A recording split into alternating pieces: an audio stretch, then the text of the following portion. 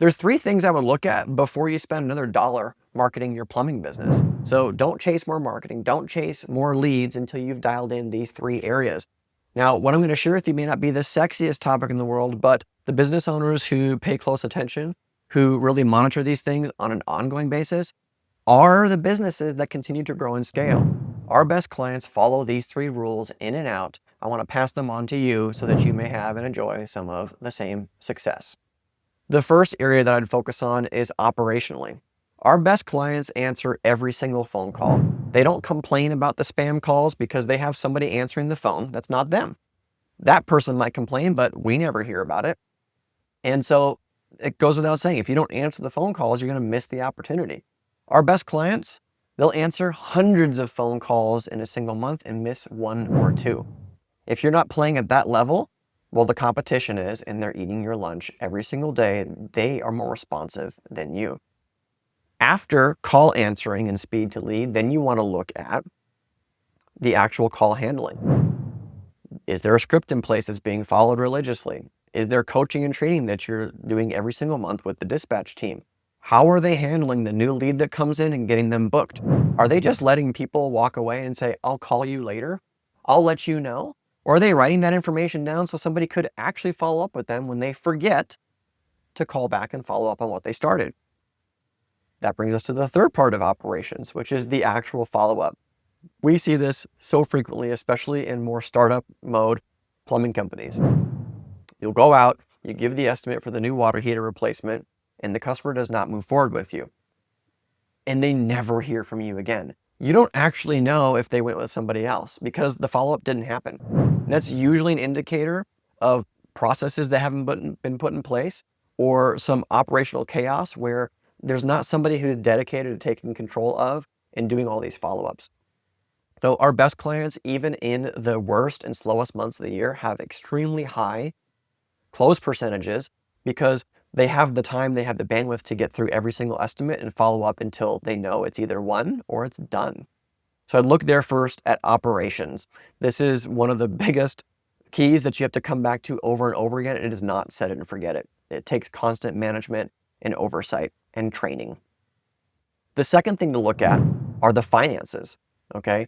So the current state of the economy that we're in right now and this, oh man, there's all these tariffs, there's all of this increase in gas prices, which drives up the price of equipment. Everything is changing right now, and you're getting updates from your vendors about the cost changes in materials.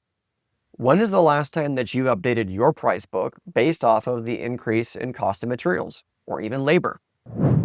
If the answer is, I don't know, or it's been a year or two, you're already way behind the curve here. So if you add more marketing and you start scaling up and your margins are not taken care of with regards to your cost, you're going to scale chaos and you're going to find yourself in a position where you're spending all the money, you're getting the jobs just to replace and recoup what you spent on advertising. You don't want to be in that place.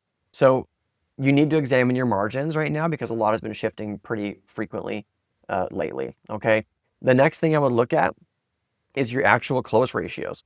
So for every estimate that you put out, how many are you closing? A good benchmark to fight for is 40%. And so what I recommend is if you are closing more than 40% of your estimates on, replacement water heaters, you need to raise your price, okay? That means you're leaving money on the table. If you're getting close rates of 60, 70%, you are undercharging and you need to charge more, all right? You should be getting rejected sometimes. There should be a little bit of friction to fight in order to win the bid. Don't worry about losing it to the next person because if you're not making your margin, your business is never going to grow from where it is right now, all right? If your close ratio is under 40%, that tells us a lot about your follow-up systems. Point back to the first things that we talked about. The actual sales process and the presentation probably needs to be tweaked, and the actual follow-ups need to be tended to and probably tended to more frequently on the other side of giving the estimate, okay? And so with that, let's move on to the third part, okay? So we've adjusted pricing, we've adjusted margins, we're talking about that stuff. Now we need to look at retention. How are you going to get somebody to come back and to call you back? So most businesses in the plumbing and HVAC categories, they've got memberships, right? some kind of maintenance program. And so that you might be coming in and changing out air filters. You might be coming in once a year or twice a year and you're flushing the water heaters.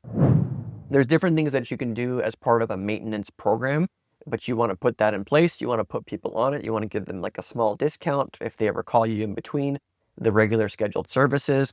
This is going to keep people sticky over time, right? So it's like when their neighbor's water heater goes out, you know, you're the recommendation, okay? When you come back in for a service call next year to flush the heater, what other things are you noticing and checking on when you come back out for that?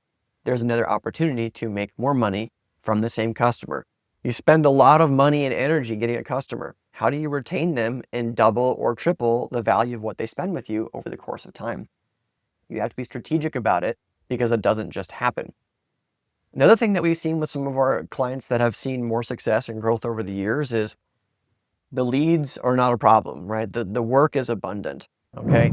And so in those cases, they've put in place dispatch fees, okay? It can be something as simple as a $20 fee. It can be as high as maybe an $80 fee. But you put that in place so that you are paying, at least at a minimum, the time and the gas for one of your technicians to travel and go give them an estimate, okay?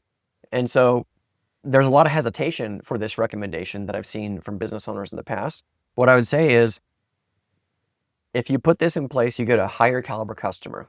And when you go in and they've already paid for you to come out and do the diagnostic, they're more likely to convert into an estimate anyway. People don't value free. And yes, you might lose some opportunities to your competitors that offer for free. But let me ask you, at what point do you get so tired of sending people out to get free estimates for somebody else to win the job?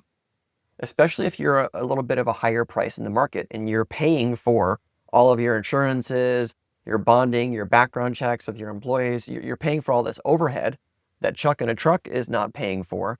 You're never going to win the bid based off of price anyway. So if you put something like this in place strategically, it lines you up better with your ideal client, your ideal customer. All right. So these are just 3 of the places that I would look at with regards to your operations, your financing, and your actual customer retention and qualification. These 3 things work hand in hand to help you dial in the business before you start spending another dollar on marketing. What's more fun, putting $1 in and getting 10 out, or putting $1 in and getting 30 out? That's what we're talking about here today. And if you follow these recommendations closely, you'll be on your way to a growing and profitable plumbing business. So now that you've watched this video, if you'd like some help with and looking at these things, part of what we do here at Building Blocks Digital is more than just the marketing. We are the coaching and accountability side of your sales and marketing systems. We will look at, we'll audit and train on whatever we need to help bring your team up to speed and get the most out of your current digital marketing. If that sounds of interest to you, book a call with me or somebody from my team using the link below this video. We'll chat with you about all the different options moving forward. We'll look at what you're currently doing and we'll help you fix the leaky buckets and start putting more revenue, more profit back in your pocket.